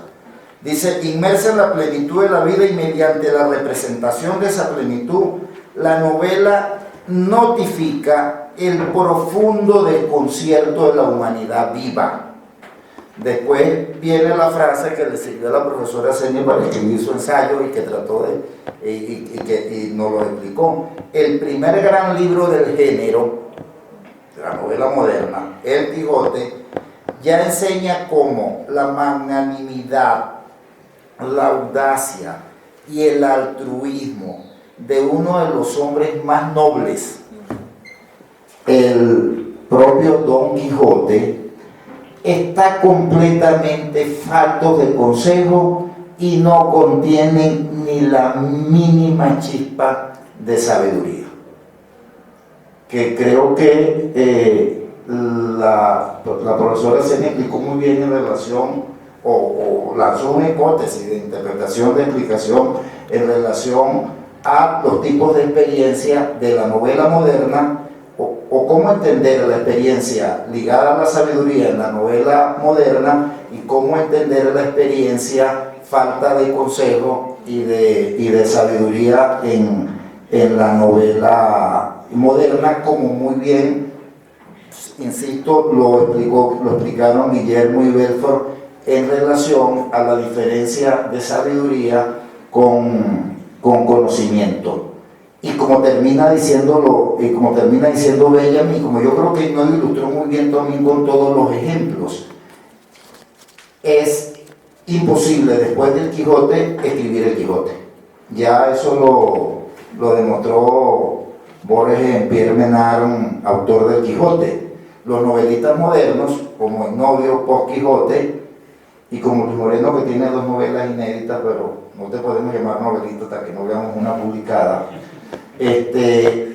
lo que hacen es intervenir el género y tensionar entonces ese tipo de experiencia del narrador oral y el narrador, el novelista moderno.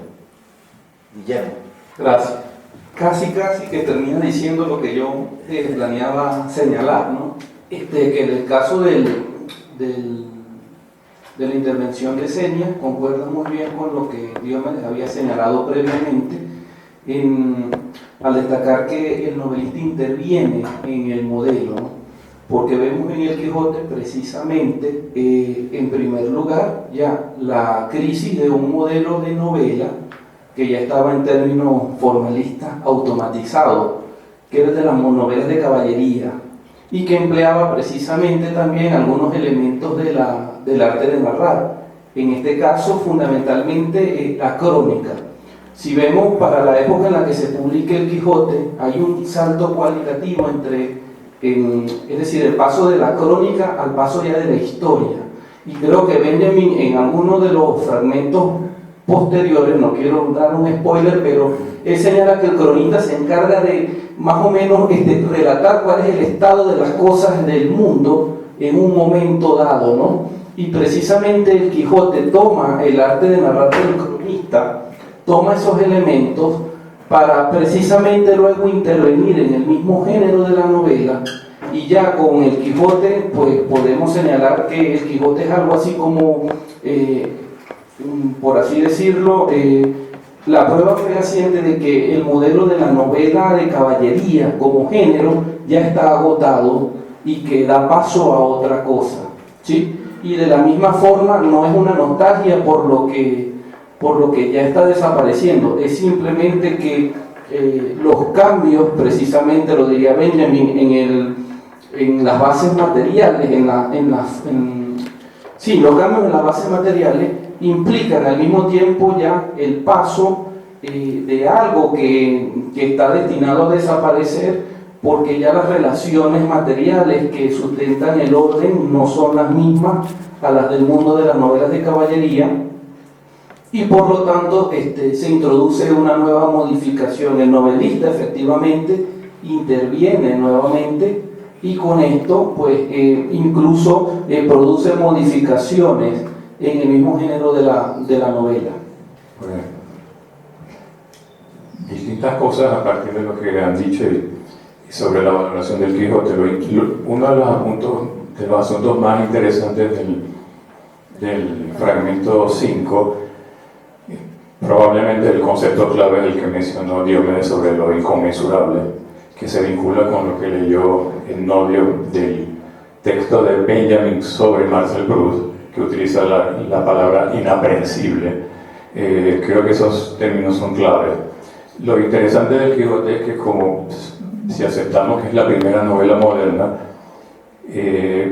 pone en escena la modernidad tanto de la producción novelesca como de su recepción, porque dice Benjamin, igualmente el novelista tiene que aislarse, y que es lo que hace el Quijote para leer su novela, pues se aísla igualmente, de manera que entonces en el inicio de la modernidad novelesca está justamente en evidencia ese proceso de producción y recepción del mismo texto novelesco, y eso me parece muy interesante, ¿no? Y uno tendría que hacer la relación de esa soledad necesaria del novelista y al mismo tiempo del lector de novela en relación con otro texto de Benjamin que está en Baudelaire, París capital del siglo XIX. Uno de los apartados de ese ensayo se llama justamente Louis-Philippe y el interior, y dice que fue justamente en el siglo XIX que se crea la noción de espacio íntimo, la noción de espacio interior como algo separado al espacio de trabajo. Pues.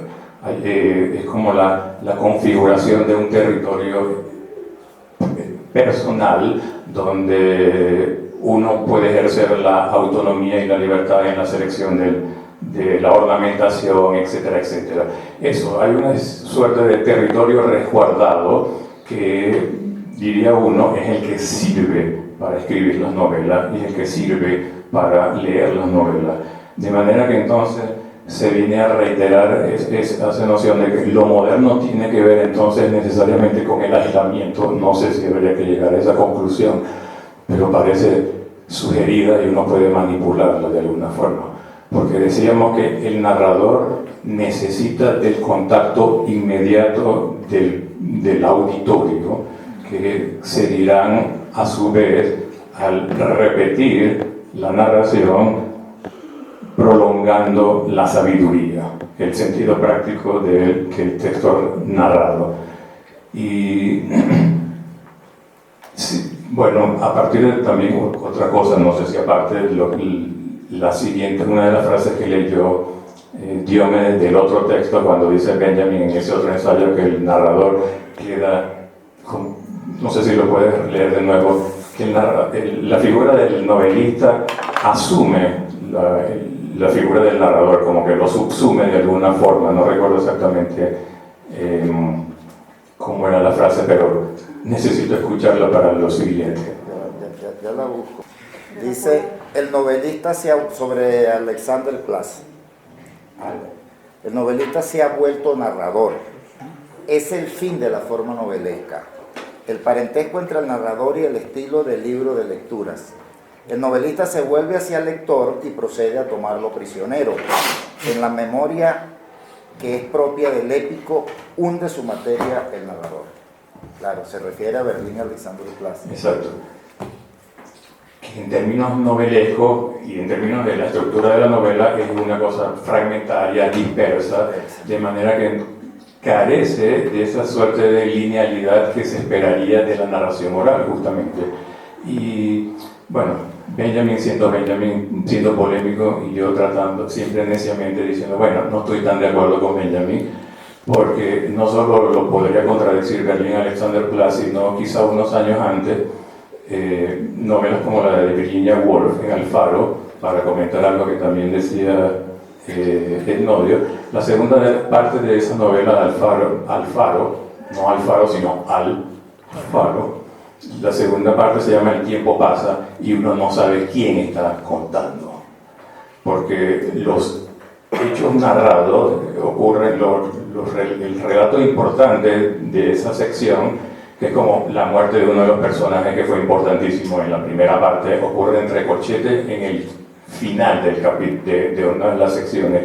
Y la gran pregunta que se hacen muchos críticos es: ¿quién Carrizo está narrando? ¿Es la casa abandonada la que cuenta? Porque entonces nos está hablando de qué es lo que ocurre en el espacio, la decadencia de los objetos, cómo se llenan de polvo, etcétera, etcétera. Y así pasa unas 20, 30 páginas y uno no tiene ni la menor idea de desde qué punto de vista aquello está siendo relatado. De manera que entonces la figura del narrador allí queda completamente exenta o al menos puesta en duda. De manera que entonces eso yo sigo discutiendo un poco con Benjamin a partir de esas opiniones que da tan... Pero justamente por eso no significa que el novelista... Belfort. El público... No, que justamente por eso, eso que usted acaba de decir no está justificado justamente cuando Benjamin dice que el novelista ha desaparecido, cuando está justamente esa confusión, ¿no? De quién carajos está narrando. Pues eso, pero dice que ha desaparecido en favor del narrador. En favor del narrador. Ok, pero hay una narración, pero está en cuestionamiento, el narrador a partir de los... Por eso hay una ambigüedad, exacto. Porque bueno, se nos está narrando algo, pero ¿quién lo hace? ¿Cómo es la figura del narrador? Pero eso era algo de Guillermo Meneses también, al que pone Meneses en el papel. Ok, bueno, yo creo que quería simplemente ilustrar un poco el asunto y lo que estaría ligado a la idea de la inconmensurabilidad con una novela que es El corazón de las tinieblas de Conrad, ¿no? En esa novela es un marino, justamente es una figura que es importante, como vimos en ocasiones anteriores en el texto de Benjamin, un marino que cuenta a otros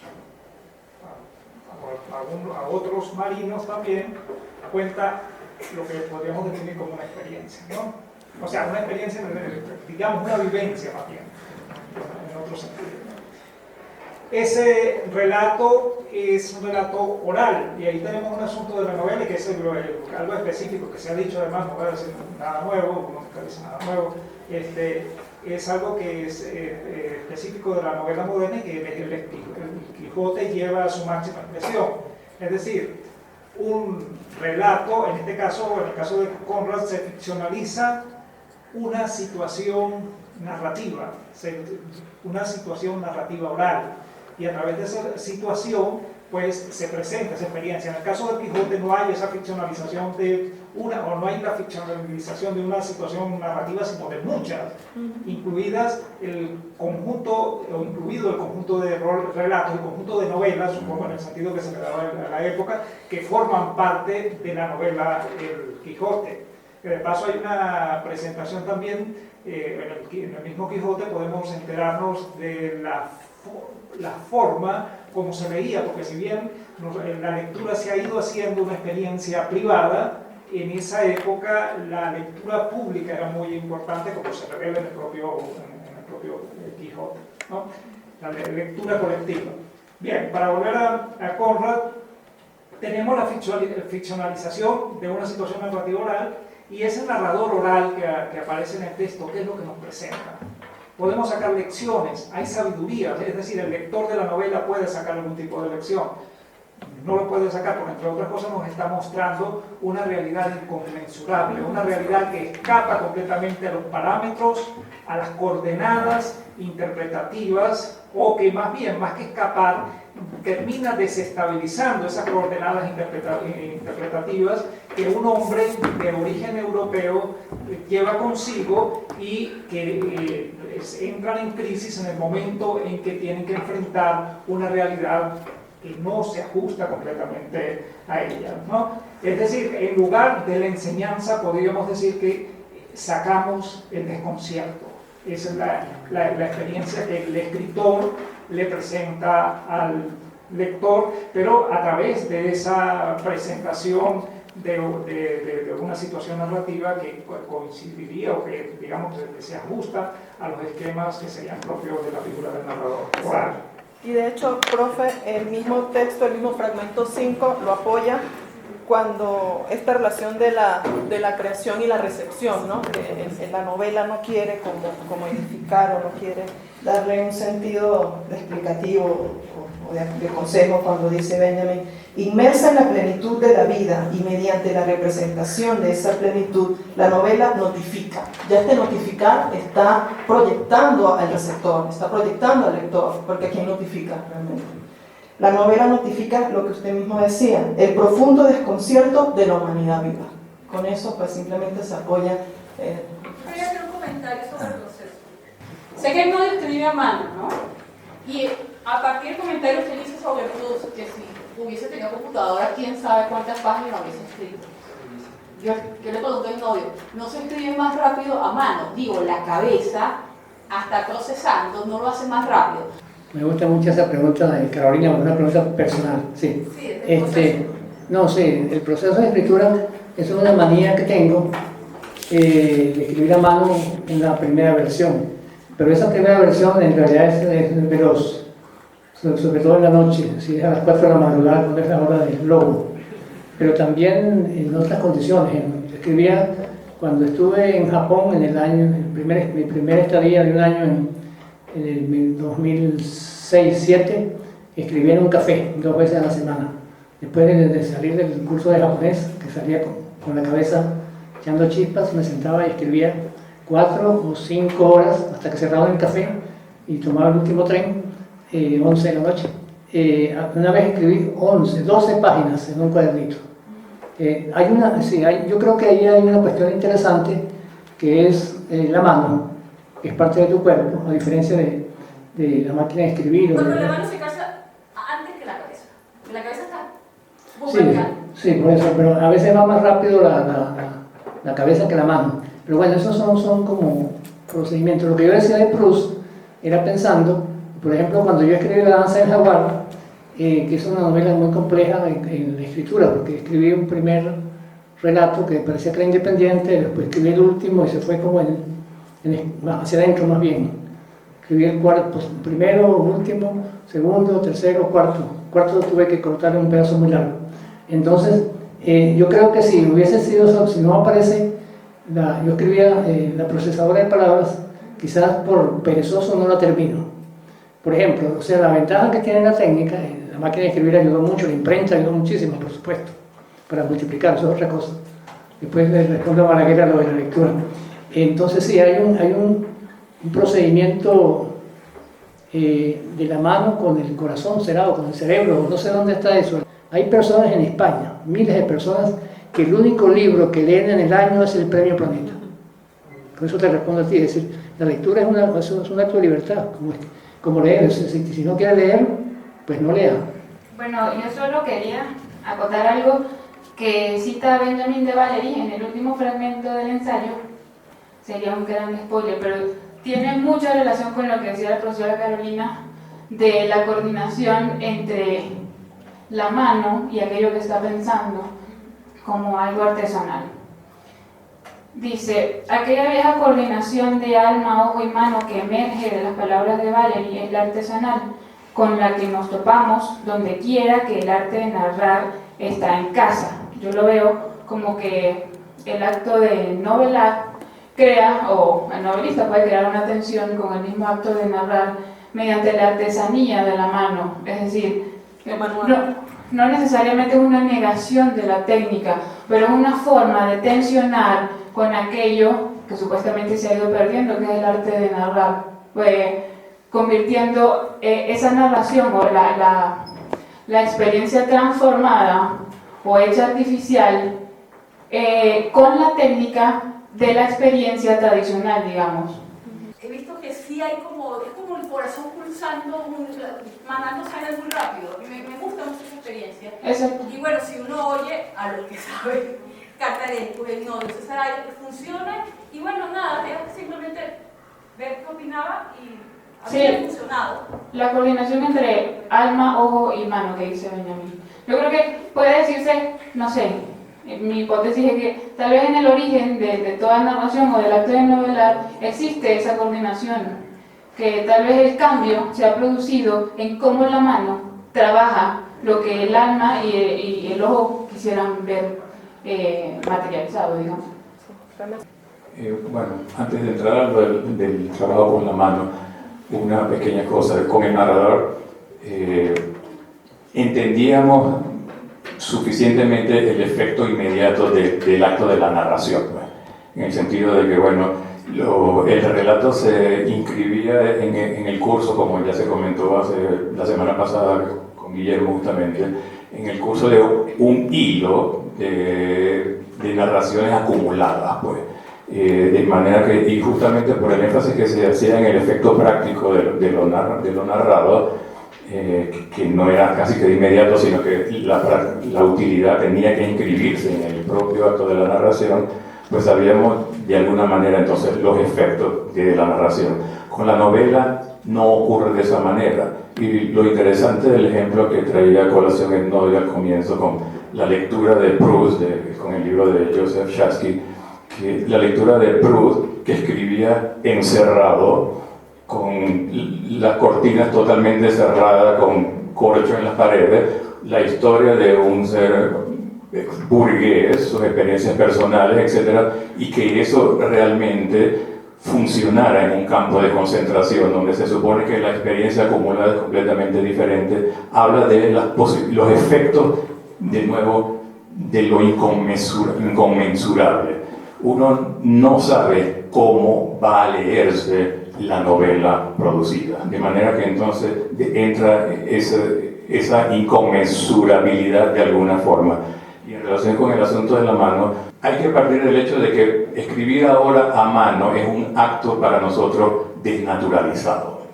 De manera que es casi que el equivalente de escribir a máquina o de utilizar la tipografía como la utilizaba Mallarmé en el año 1890, por ejemplo. Y ciertamente, en este momento, en el siglo XXI, que es lo que comentábamos anoche, la experiencia de escribir a mano supone el no controlar qué es lo que estás escribiendo. El hecho de que ciertamente la mano tiene una cierta velocidad, a pesar de digo yo, la hipótesis que manejábamos es que te tardas más escribiendo una palabra a mano, haciendo el dibujo de la palabra, para hacer cursi, amor, que escribirla con 4, teclas. Te tardas más escribiendo una palabra a mano. Sin embargo, es como que aquello que estás escribiendo se ha ido acumulando en ese tiempo de espera caligráfica, por decirlo de alguna manera.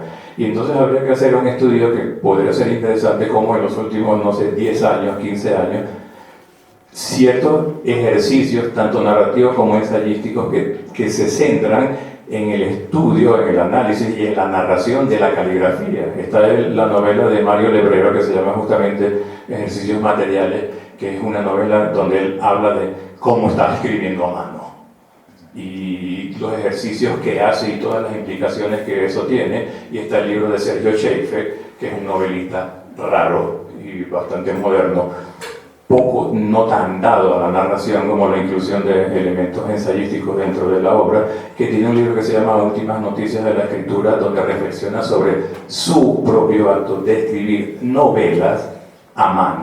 Y él ha pasado toda la vida escribiendo a mano, y entonces todas las implicaciones que ese acto de caligrafía tiene para su propia literatura. Sería un campo interesante de debate. Con esto de la escritura, es un tema fascinante, y ya estamos casi sobre la hora, pero claro, hay que imaginarse, desde antes de que existiera la escritura, las cuevas de Altamira, los dibujos, que es una forma de narrar, después las primeras escrituras sobre cómo hacían los griegos, que era sobre arcilla, que iban haciendo las marcas, y luego aparece la imprenta, aparece la escritura a mano hasta hace poco. Por cierto, Paul Auster sigue escribiendo en una máquina de escribir. Yo tengo 2 máquinas de escribir y he tratado de intentar de nuevo, invitando a Paul Auster, y no me he pasado de 2 páginas, ya me aburre la máquina de escribir, porque hay que las correcciones son más complicadas. Entonces escribo a mano y luego en los cuadernitos los coloco ahí en un atril y paso en una laptop, y ahí ya viene la versión más o menos definitiva, pero ya la novela o el cuento o lo que sea ya está hecho a mano. Lo que viene después es un trabajo de carpintería, y bueno, esos son manías de escritores, siguen alguien con su máquina de escribir. Una cosa que quería aquí leer para el Cordero es cómo comienza realmente la idea para una novela. Entonces el título decía Materialismo Histórico. Cuando yo, estudiando el primer año de bachillerato en Barinas, viviendo en casa de mi primo Manolo Quintero, sacerdote católico, dictaba clases nocturnas, para adultos en la sede del Partido Comunista de Venezuela, PCB, ubicada a 3 casas de la nuestra en la avenida Arismendi. Ahí puede estar el comienzo de una novela. Entonces ahí está el núcleo, esa es como diría Sergio Pitor, la nuez de la novela está en una frase. Entonces los procedimientos son muy extraños, eso es lo inconmensurable, no sabes cómo se decía, es adentrarse en un territorio del cual desconoces y vas descubriendo cosas que no sabías y muchas que nunca sabrás. Ya rapidito, yo lo que quería decir es que lo importante para como desplegar un poco más lo que se planteaba sobre la técnica, que la pregunta importante sobre la técnica es cómo la técnica física, sea la mano, la máquina de escribir o la computadora, es capaz de transformar el procedimiento narrativo, es decir, la técnica en la novela, porque podría ser un texto o una novela escrita a mano con procedimientos narrativos bastante novedosos o transformadores. como podría ser un texto narrativo, una novela escrita en una computadora, que es un aparato moderno, con un procedimiento narrativo completamente decimonónico. Entonces lo importante de la pregunta es realmente cómo trasladar, no quedarse nada más en la cuestión de la técnica física, sino cómo esa técnica física es capaz de modificar y transformar el procedimiento narrativo, la propia novela, que es justamente lo que nos interesa. No, yo pensaba, a raíz de la cuestión que introdujo la profesora Carolina, es como el estado de la prenovela, si nos movemos o de la prenarración. Benjamin es muy claro en el comienzo del quinto del episodio, del fragmento quinto, cuando dice: lo que distingue la novela de narración de un sentido más estricto es su dependencia esencial del libro. La amplia difusión de la novela solo se hace posible gracias a la invención de la imprenta. Yo no soy escritor en el término de creación. Yo no puedo escribir a mano. O sea, yo nunca escribí a mano. Nunca. Cuando empecé a publicar los texticos esos en el papel literario o los trabajos académicos que hice por obligación, por ejemplo la tesis, la escribí en el ordenador, en la computadora, es decir, nunca he escrito a mano y creo que nunca escribiré a mano. Y lo que apuntaba el profesor Luis Moreno, creo que ese libro de Chaffee es muy importante, cómo los medios materiales pueden, digamos, habría que hacer una investigación, modificar, en este caso, los géneros. Pero pareciera que Benjamin se adelantaba a plantearse estos problemas. El fragmento 19, con que termina el narrador, trata este problema de lo artesanal que pueda quedar en la novela proveniente del campo del narrador oral.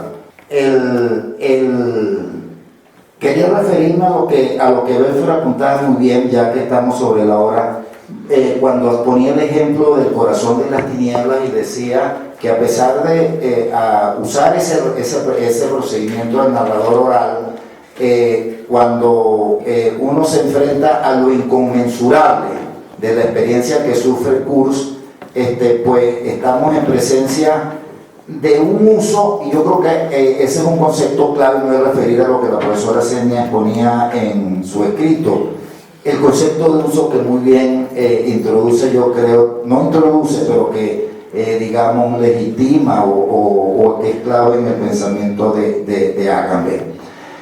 Cuando se refiere a los años de peregrinaje de William Mater, dice que en esta novela, que es una novela de formación y que debe contar en la vida de la persona, al integrar el proceso social y vital, es decir, al integrar la historia en la formación de una persona, ese tipo de novela concede a los órdenes que determinan tal proceso la justificación más frágil que pueda pensarse.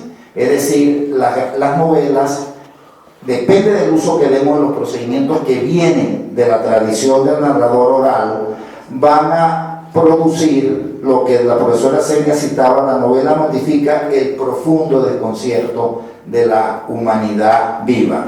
Y yo creo que es clave el concepto de uso, y más adelante seguramente nos vamos a topar con la prefiguración de ese concepto en este texto del narrador. Porque la cita de Agamben que hacía la profesora Senia, si mal no la recuerdo, hablaba de cómo Cervantes lo que hace es un uso distinto del imaginario medieval o de la imaginación medieval, pero también de la imaginación de la antigüedad.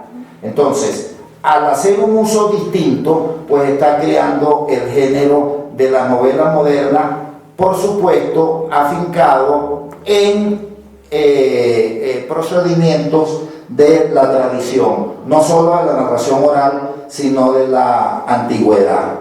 Es decir, en todo caso, como decía la profesora Senia, lo importante es los usos que se hacen en el caso de la novela moderna, o del novelista moderno, o del narrador moderno, para terminar con esa idea de Inodio, de los usos que se hacen de lo que la tradición le aporta a ese novelista, al novelista que hoy día no llamaríamos moderno, sino contemporáneo. Y como estamos sobre la hora, dejo a Enodio para cerrar. No, solo quería decir aquí que si yo leí El corazón de las tinieblas, iba a ser una de las novelas, una gran novela, la leí en Costa de Marfil, en el año 1977. Luego hay una magnífica película, la mejor película sobre la guerra de Vietnam, una de las mejores, Apocalipsis Now, que está basada en esa novela, basada, claro, adaptada a Vietnam. Bueno, en fin, muchas gracias.